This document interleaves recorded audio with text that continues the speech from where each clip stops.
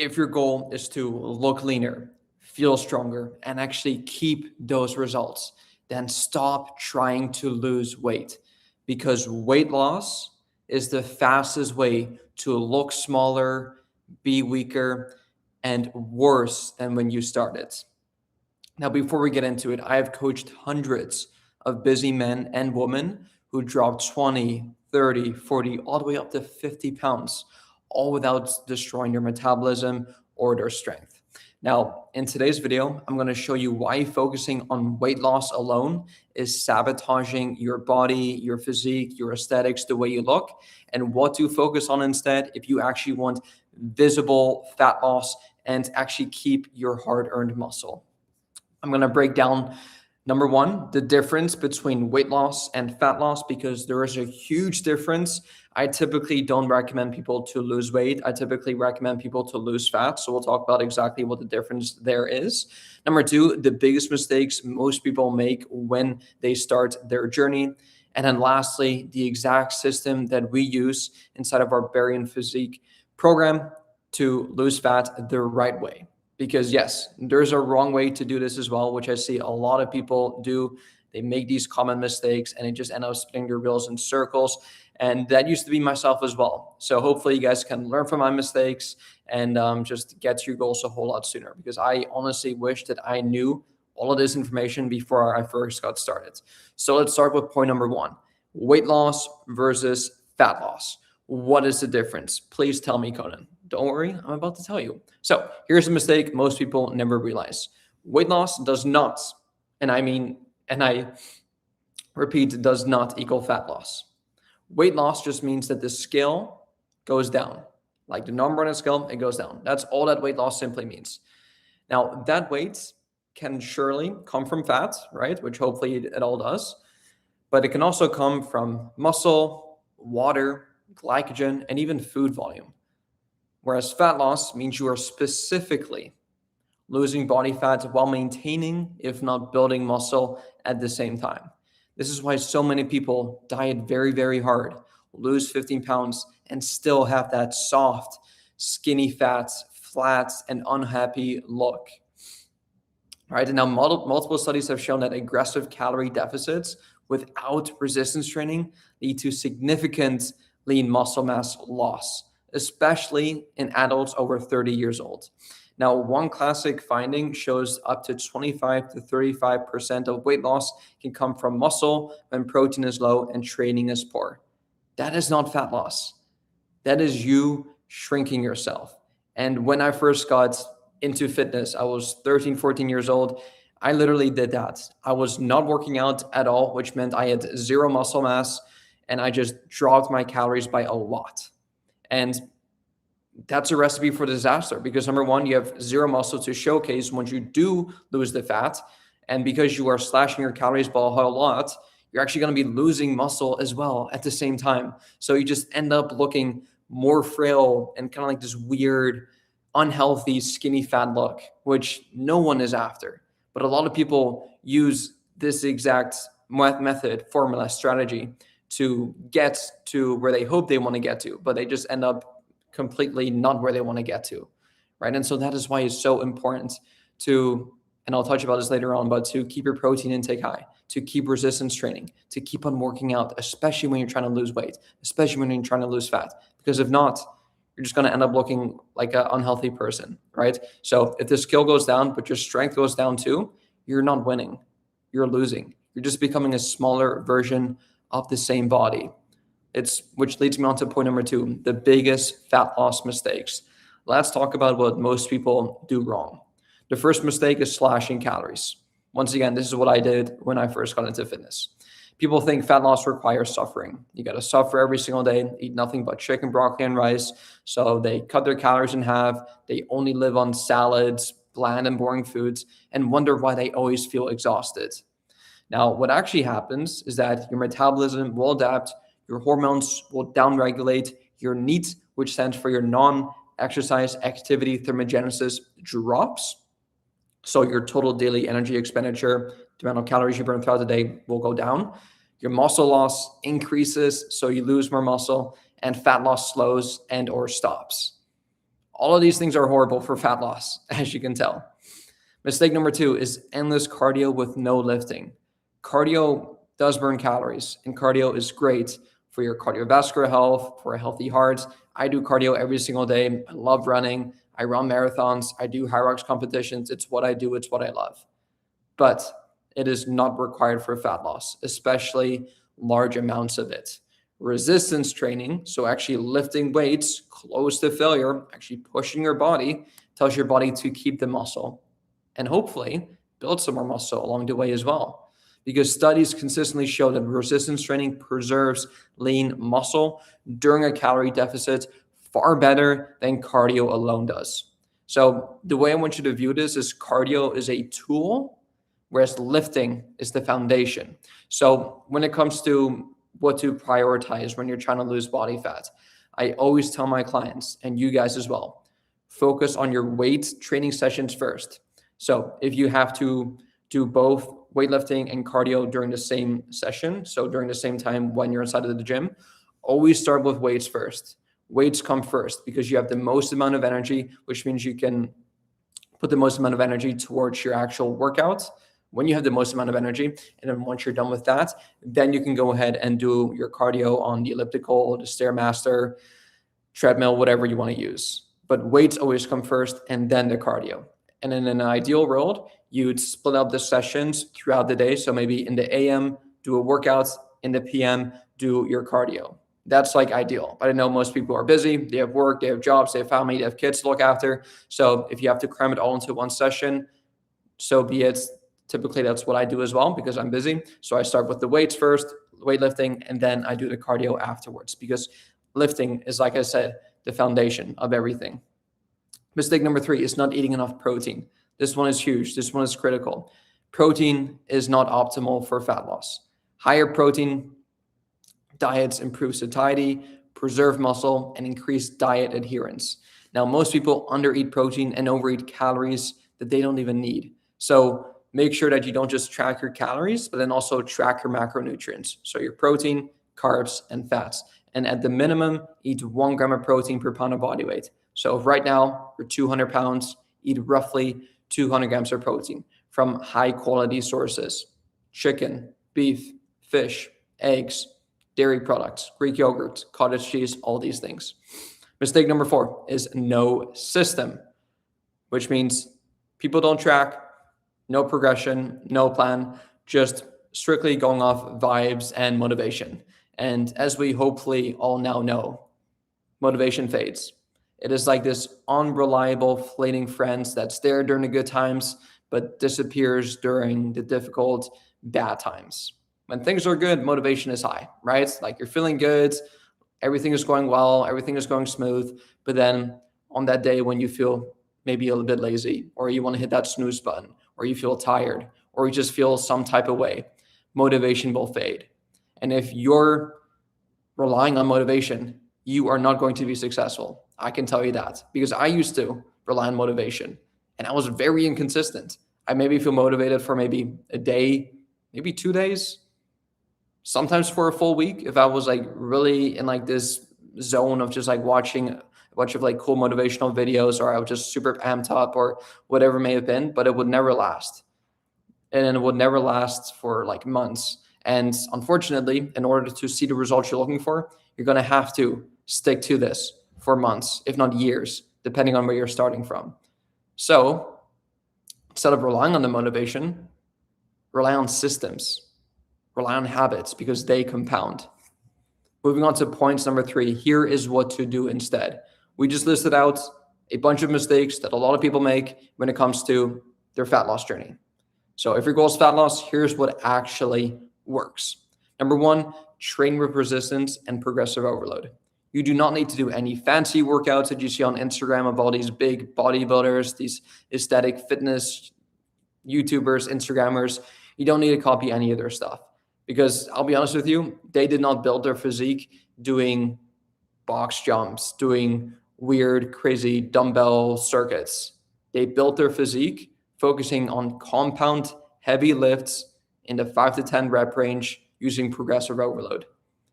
So what you need is consistent lifting with the basic movements. Think of your bench press, your squats, your deadlifts, your overhead presses, your rows, your pull-ups. If you focus on these 6 core lifts, you will get stronger and you will build more muscle and you will build an aesthetic physique as well. And if you have the extra time, do some isolation lifts, maybe some bicep curls, some tricep pushdowns, some lateral raises. But those should be your accessories. Focus on the compound lifts, because I assume if you're watching this, you're very busy. You work 40 up to 80 hours a week. You come home, you have a family, you have kids, you have a wife, you travel, you do all these things. And you do not need to be spending hours every single day in the gym. Most of our successful clients, they work out 3 days per week with just 45-minute sessions. And the reason why they can get away with that while still seeing phenomenal results is because they don't dilly-dag in the gym. They don't do random exercises. They follow a structured program with the heavy compound lifts, using double progression, which is a way that we progress in the gym. And they just stick with that, not just for a couple of days, but for months. And we combine that with proper nutrition, high protein diets, calorie deficit, enough sleep, reducing their stress. And that right there is the recipe for success. Because a plan to get stronger over time is what you need. Strength maintenance is one of the strongest signals to preserve muscle mass during a fat loss phase, because naturally speaking, when you're in a calorie deficit, which is required to lose body fat, it will become increasingly more difficult to build muscle. But we can offset that by keeping your protein intake very high, nice and high, and then also resistance training, and ideally focusing on progressive overload. So if you combine a calorie deficit with resistance training, high protein, progressive overload, you at the very least should be able to maintain your muscle mass. But hopefully, especially if you're detrained or if you're a newbie, new to the gym, you could even be building muscle at the same time. So you could go through a pretty epic transformation by doing this. So the second thing to focus on is, which I just alluded to, is a high protein diet. So rough guideline here, eat 0.7 to 1 gram per pound of body weight. So just to keep things simple, 1 gram of protein per pound of body weight, because protein keeps you full, preserves muscle, and improves body composition. And this alone changes how people look. It is very crucial. Do not skip it. Third thing, track your steps instead of doing random cardio workouts. Daily movement matters a whole lot more than those random HIIT cardio sessions that you've been doing. That high intensity interval training, it's great, but if you're a couch potato for the rest of the day, if you're not moving your body for the rest of the day, you're probably not going to be burning as many calories as you think. So focus on 8 to 12,000 steps per day. That's usually a sweet spot for most busy people. It is very low stress, it is high consistency, and easy to recover from. Because the issue that I see with people doing high intensity interval training is that it just beats you up so much. You feel lethargic, you feel fatigued, and it starts to impact your workouts. And like I said to you earlier, workouts are so important. This should be your priority. The weightlifting workouts, that is your main priority. And once you find yourself in a situation where your cardio session starts to impede on your weight training session, then you're just kind of shooting yourself in the foot, because that is not the priority. Once again, cardio is a tool. It is a tool in the toolbox, and it is not required. But if we can do steps instead, which is low impact, and you can easily recover from it, and it still burns hundreds of extra calories throughout the day, I mean, yes, please, sign me up. I can burn calories without feeling beat up, without beating up my joints, without any of the negative side effects. I mean, yes. This is why having a step tracker is so crucial. I had mine probably 5 years ago now. I still have it to this day, and I wear it every single day. It holds me accountable. I know exactly where I'm at when it comes to my steps, when it comes to my calorie burn, and I'm just not a couch potato anymore. Because with this, I know exactly where I'm at. I know exactly how much I need to do for the rest of the day. So I'm at 5.6 thousand steps. My goal is 20,000 steps, and I know therefore I need roughly around 15,000 more steps for the day, right? And it just makes it so much easier to reliably and predictably be burning fat all throughout the day. Fourth thing is, do not slash your calories, especially at the start of your fat loss journey. A moderate calorie deficit beats a massive one every single day of the week. Because fat loss is not about speed, it is about sustainability and durability. Now, most of my clients lose fat while eating more than they ever have on past diets, because what they used to do in the past is they'd read this magazine and it'd say, oh my goodness, I can lose fat by eating 1,000 calories. And yes, you will certainly lose fat, but you'll also lose muscle. And like I said earlier, that is not what we're after. We're not trying to lose muscle here. We're just trying to lose body fat. So that is why just a moderate calorie deficit is required. Typically 250 to 500 calories less than your maintenance is all that you need in order to lose around half a pound a week or so. Half a pound to a pound a week. So for context, 1 pound of fat has 3,500 calories. So if you want to lose 1 pound of fat per week, you'd have to put yourself in a 500 calorie deficit every single day, because over the span of a week, you'd obviously eat 3,500 calories less. And if you just use this approach, you will sustainably lose 1 pound of fat per week. And over the course over, let's say like a year or something, that's 52 pounds lost in a year. It may not seem like a huge deal to lose 1 pound every single week. It's like, oh, this is so slow. But stay the course, stay consistent, because slow and steady always wins the race. And on top of that too, you're going to be able to maintain high energy throughout.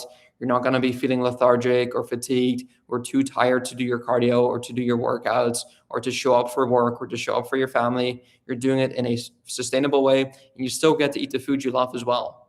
Because a lot of people have this mindset where as soon as they start a new diet, it means no more fun food, no more eating out, no more traveling. I just got to live in a box and only eat from a Tupperware, chicken, broccoli, and rice with no seasonings, no salts, no nothing.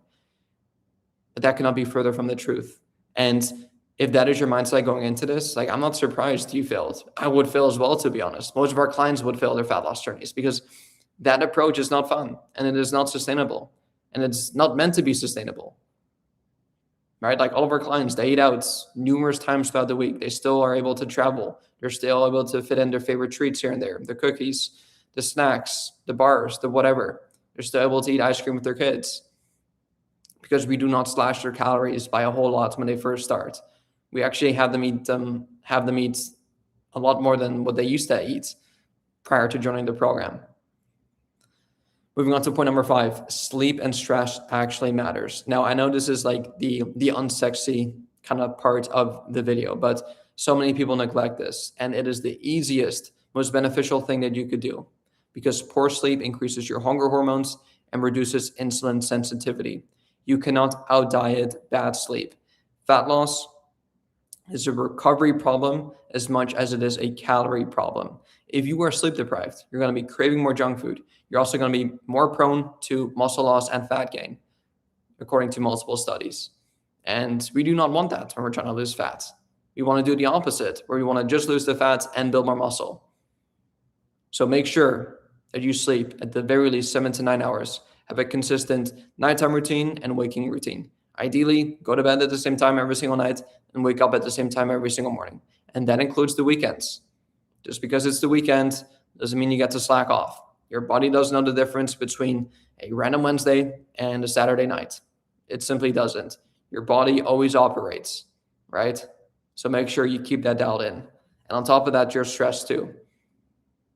Do some journaling, do some meditating, do some breath work, whatever you can do to lower your daily stress will be beneficial for you. One of the things that I've been doing over the past couple of years, which has helped me tremendously, is simply having a daily to-do list, because I used to wake up every single morning feeling like the day was just like attacking me. It was eating me up. Like I'd wake up feeling rushed. I'd rush out the house. I'd eat a quick breakfast.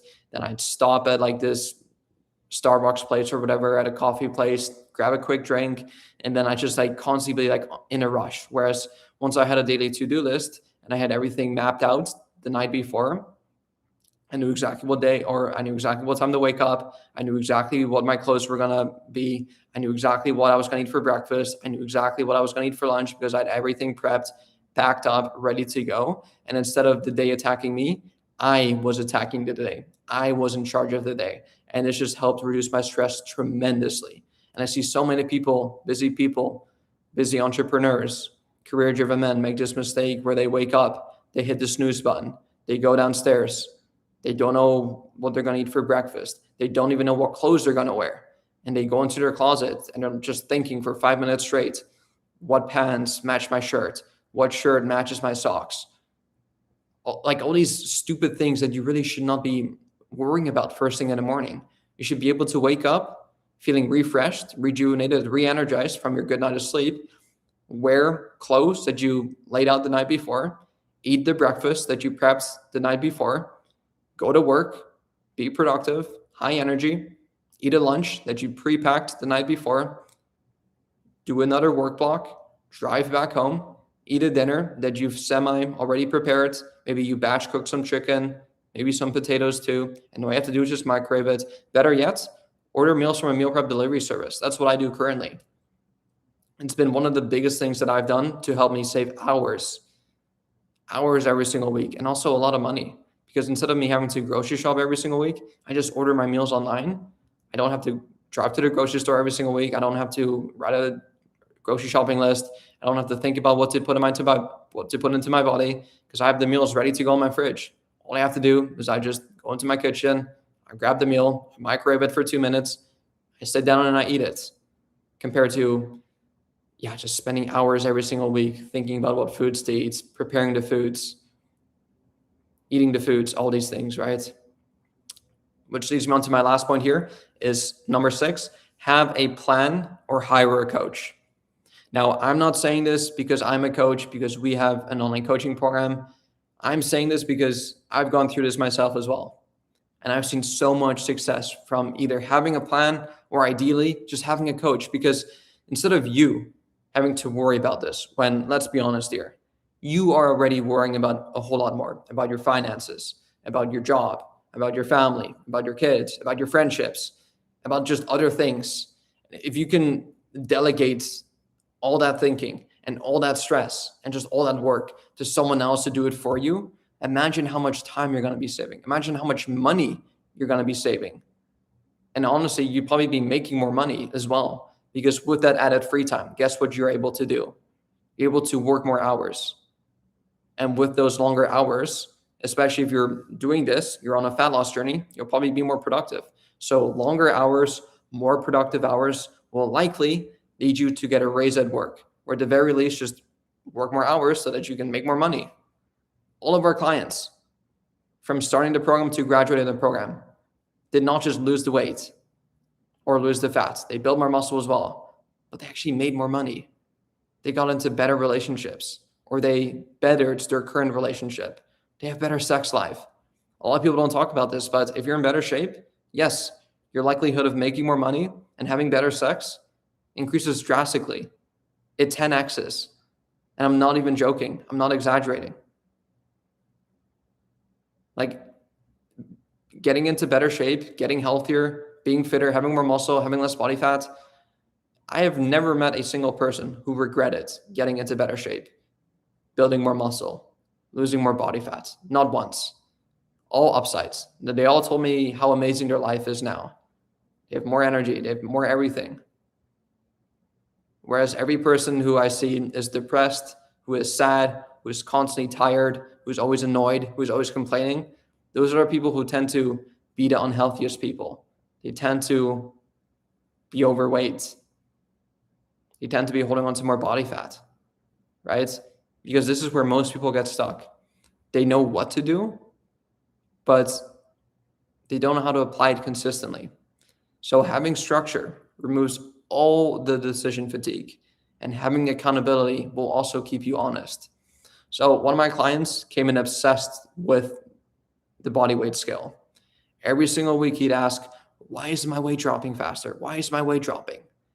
Now, when we start to shift the focus to his performance in the gym, his strength numbers, his measurements, his progress photos, and his consistency, over 12 weeks, the scale barely moved, but his waist dropped, his strength went up, and his physique transformed. That right there is fat loss. And the reason why I want to bring up that quick little story from one of our clients is because the number on the scale is just one of the many ways that we measure your progress. You could very well be losing body fat, which is awesome, but then also gaining muscle at the same time. And muscle actually weighs something on the scale as well. So you could very well start your fat loss journey at 150 pounds, being detrained with low muscle mass, high body fat, and end your fat loss phase at 150 pounds. No change in the scale, but if you compare your mood, your progress pictures, your energy levels, the way your clothes fit, the way they feel, your confidence levels, your progress pictures, you're going to see a huge 9-day difference. And that is what we call a body recomposition, where you're pretty much staying at the same weight, but you lost body fat and you build more muscle. So stop trying to lose just the weight and start trying to lose the fat. Build muscle, get stronger, eat enough, sleep better, and follow a set system. Now, if you want help applying this into your current lifestyle and your schedule, what you can go ahead and do is book a free consultation call with me down below, where we'll essentially go over your current goals. We'll see exactly how much fat you're looking to lose, whether it's 20 pounds, 30 pounds, 40 pounds, 50 pounds, 100 pounds, whatever it may be. We'll look at your current struggles. We'll see exactly what's holding you back right now from achieving that goal. And together, we'll create a game plan to help you absolutely crush your goals the next 3 to 6 months as we head into 2026. If that sounds good to you, you can schedule your call down below. The link will be in the description, and I'll see you all there. Peace.